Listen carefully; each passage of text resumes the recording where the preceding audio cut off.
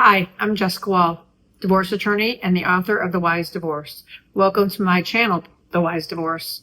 So for about the last year, we've been talking on my channel, The Wise Divorce, about tips to make the divorcing experience better for yourself and more importantly for your kids. And we've made it almost through the whole book. And we are finally on the last chapter, which is dating tips post-divorce. So you've made it to the finish line. You're on the other side of this divorce. You are now a single person. So now let's talk about dating. Let's first say that dating's supposed to be fun. But hey, the landscape may have changed quite a bit since you originally dated before you married and had children. Might have been a world where online dating wasn't so prevalent. So a lot of mixed messages when it comes to online dating. Can feel very lonely. It can feel really exciting because there's so many potential people out there, but it's weird to meet that way when you're used to three-dimensional.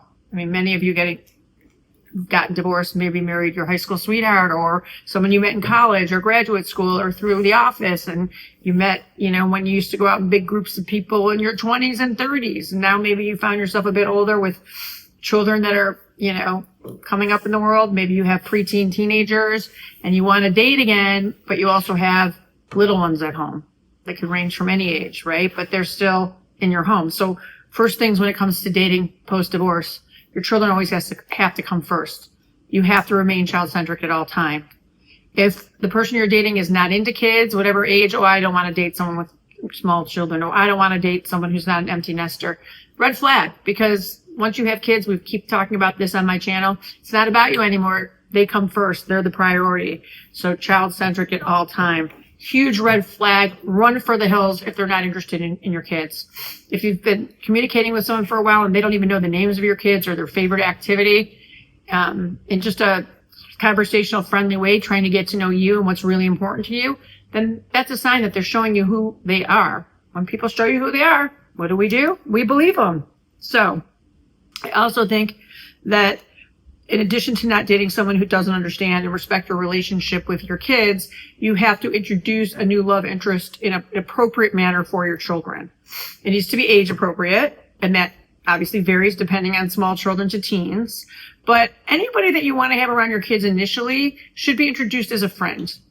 First of all, I don't think you should have your kids around anybody when you first get divorced, and it should be an appreciable amount of time before you introduce a new male or woman into your children's sphere of existence, right? That's their happiness and comfort and stability needs to be number one priority. And they've gone through a divorce with you as the innocent bystanders of that divorce. So they need that space too. So I would start by not even having someone around as a friend. I would date during my ex's parenting time with my children. I would just make sure that is kept completely separate from my children's world.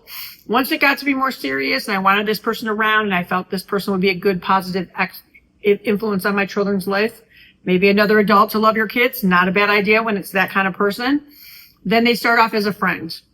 I think you and your spouse need to make a commitment that you do not introduce or expose your children to romantic partners until you feel serious about that person and you've really vetted and given that time and they've stood the time challenge, meaning, well, love that person, they're amazing, it's been a month. No, I'm talking about before you introduce, I would employ maybe 6 months rule.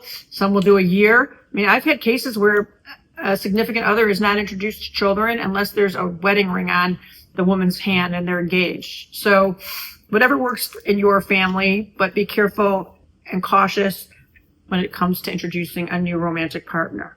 Now, you need to also consider your ex having a romantic partner. How is that going to impact you? Regardless of how you feel about him or her, it's going to hurt, right? It's going to hurt from the perspective that there's going to be this new person that's going to be spending time with your children, time that you'd like to be spending with them.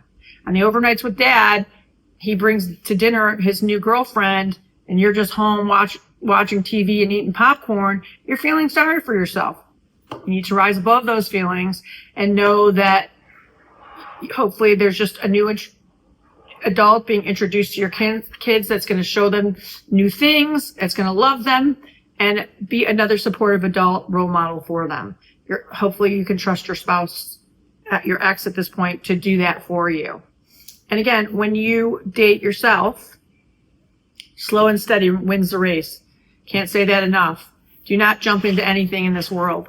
I think you need to do a lot of vetting when you find someone. If you're looking online, once you exchange phone numbers, you have a bevy of information typically about who you're considering dating. Google that phone number. Google their LinkedIn. Google their social media. Figure out if you have any friends in common. Be careful. You need to be careful, not only for your well-being, but also for the safety and well-being of your children. I wish you the best of luck in the dating world out there. Hope everybody finds what they're looking for. Happy, healthy, and I'll see you next time on The Wise Divorce.